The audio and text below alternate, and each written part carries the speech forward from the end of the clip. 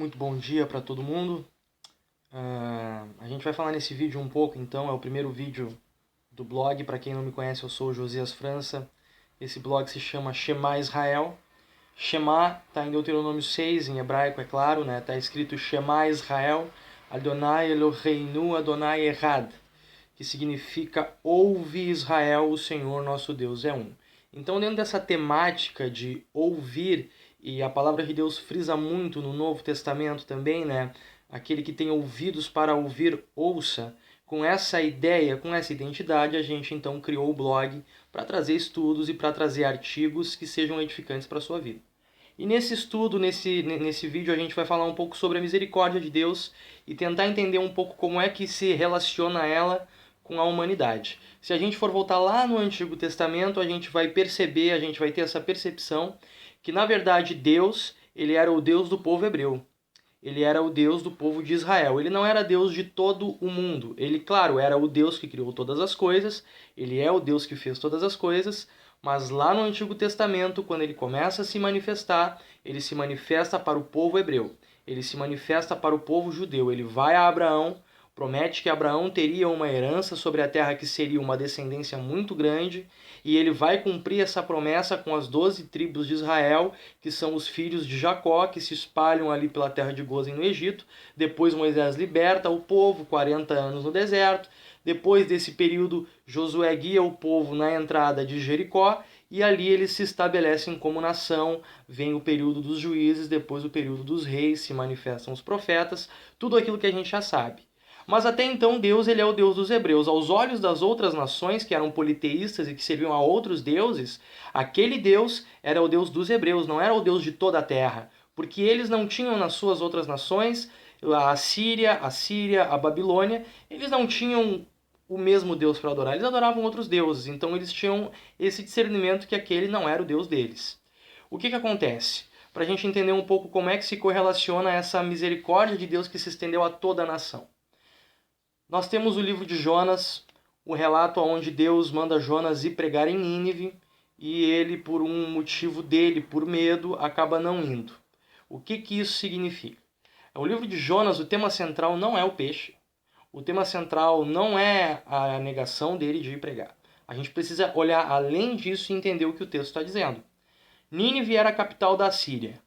A Assíria era uma das grandes inimigas de Israel e estava sempre atentando contra Israel.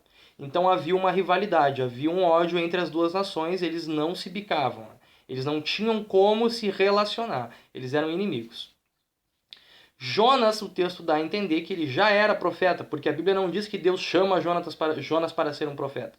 A Bíblia diz que Deus chama Jonas para pregar em Nínive. Então ele já tinha na sua vida o dom de profecia. O texto dá a entender que ele já era um profeta. É outra coisa que a gente precisa separar.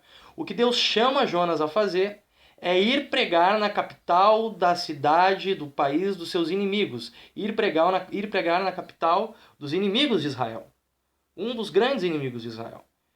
E como eles tinham esse entendimento de que o Deus era o Deus deles, os judeus naquela época achavam que eles tinham, de certa forma, uma preferência por Deus ser Deus deles. O Deus verdadeiro, o Deus único, é nosso Deus. É conosco que ele fala. Então, eles tinham essa relação. Como é que eu vou ir lá e pregar para o meu inimigo se Deus é o meu Deus, é o Deus do meu povo? Então Jonas não tinha essa percepção dentro dessa divisão. Mas na verdade o que Deus estava fazendo era, através da vida de Jonas, estender a sua misericórdia ao restante das nações. Por quê?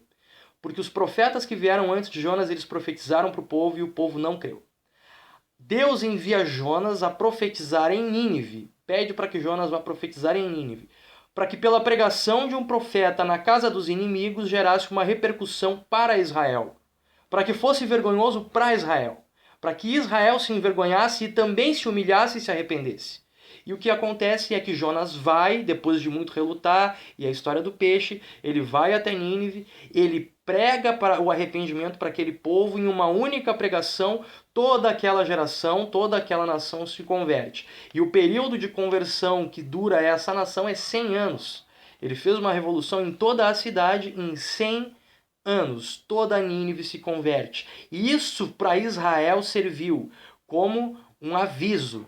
Vocês estão rejeitando os profetas, vocês estão rejeitando a minha palavra, eu estou estendendo a minha misericórdia a todos os povos, porque esse sempre foi o motivo pelo qual Deus enviou Jesus, estender a sua misericórdia a todos os homens. Ele veio para o que eram seus e os seus o rejeitaram. Isso significa que em Jonas Deus já começa a estabelecer o propósito de estender a sua misericórdia.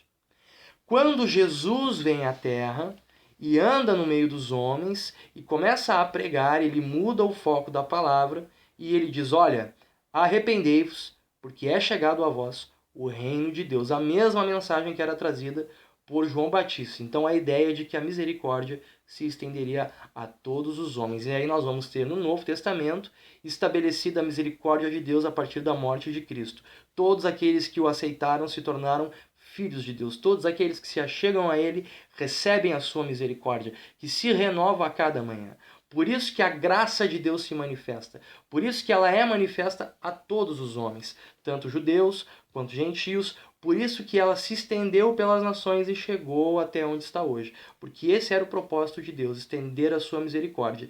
E lá no livro de Jonas nós podemos perceber por esse estudo que ele já começa a correlacionar que estenderia a sua misericórdia a todas as nações. O que não é correto afirmar é que a misericórdia de Deus, ao se estender por todas as nações, substituiu o povo judeu pelo povo evangélico, a teologia da substituição. Não, Deus estendeu a sua misericórdia. Mas todos quantos o aceitaram são feitos filhos de Deus, inclusive os judeus.